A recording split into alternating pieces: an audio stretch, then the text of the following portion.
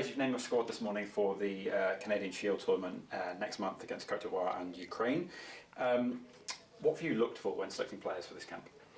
I mean, we're very lucky. We were able to select a really strong squad. You know, we've looked at all of our options, and if I'm honest, we've picked as strong a squad as we can. You know, we can't afford to waste windows by looking at different options all of the time. You know, we have made a few changes for certain reasons, but yeah, I think you'll see the squad. It's a really strong squad. So obviously, this is playing against two highly ranked teams in Côte d'Ivoire and Ukraine. What kind of challenges does that present, and what are you want to be facing those kind of teams leading into the World Cup? Yeah, I mean, it's a different challenge for us. It's one we're looking forward to, if I'm honest, because when you look at our last 12 months, we've played 10 of our last 12 games have been against lower ranked opposition, in regards to the islands and Malaysia and the Nations Cup, and we've been pretty successful. We've won all of those games. But now we're heading into this run of fixtures of, where we're playing against really good ranked teams, top 50 in the world teams. And that's a different challenge, one that we're excited to now be facing. We've done our jobs, qualified, done our business in Oceania against those teams. Now we get to face these better teams, better players and stiffer opposition. But that's what we're going to have to face at the World Cup. So we need to start seeing where we're at and how close we are. And obviously this tournament takes place in Canada, one of the host countries for the World Cup, in one of the stadiums that's a host venue for the World Cup. How good is it to kind of have a practice, I guess, of playing in the host country about a year away from when the tournament will happen? I think it adds to it. It's going to be such a big tournament. Everybody's starting to realise now how big the FIFA World Cup is, and so for us to have the opportunity to go to one of the venues, we don't know where we'll be based at the World Cup until the draw, but to have the opportunity to travel to America, Canada, play at a host venue and play against two great, strong teams is going to be a great experience for us. So obviously, as you mentioned, you've made 5 changes to the squad you had for the qualifiers in March. Just to talk through those players, so obviously you've named Ben since he's been back from injury. What will Ben bring to the team? I mean, Ben's a very good player. I think we all know that. He's playing at a really high level. We were really excited with him, going back a little while when he first came into the All Whites group.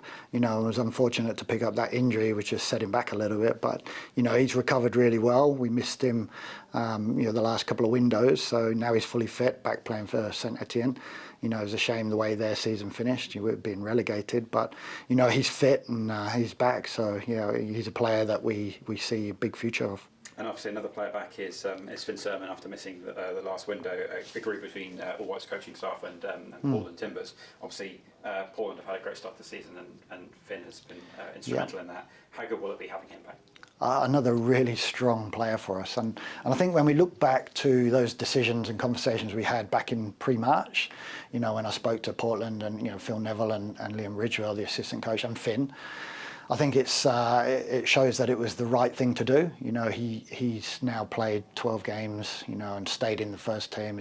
Is now looked upon as a really strong starting player for Portland. Whereas had we took him out of the Portland team back in March, he maybe would have lost that place. So I think it's worked out really well with the plan that everybody had. And Finn's in a really good place. Portland are happy for us to now pick him, and he now gets to challenge for a starting place. And obviously also Callum Elliott, Bill Tuoloma and Nick Slanev back after not featuring for a couple of windows. Yep. Is that just a sign, I guess, that the door's not closed to anyone when it comes to the World Cup selection, and that really everyone's got to kind of fight for that place in the plane? Yeah, definitely. And I think football's like that.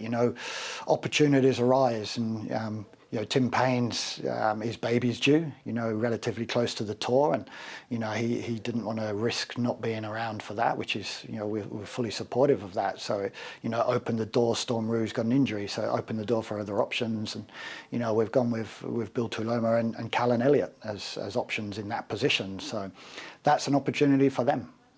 Awesome. And finally, what difference does it make playing a kind of competitive tournament football for this window? I mean, it's a bigger challenge. We know the strength of Côte d'Ivoire and Ukraine. They've got some really good players, and we've done a lot of work already. And our group and our analysts and our staff have done a lot of work on the opposition. So we know a little bit about what we're going into. Ultimately, we need to make sure that we go and perform and compete, and Yeah, it'd be great games. It'd be a good challenge to see how close we are to some of these top-ranked teams. You know, Ukraine are ranked 25 in the world, so these are potentially two type of teams that could be in a World Cup group. So obviously, it's not the World Cup, but it's a really good opportunity to test ourselves. Awesome. Cheers, Baze. Cheers. Thank you.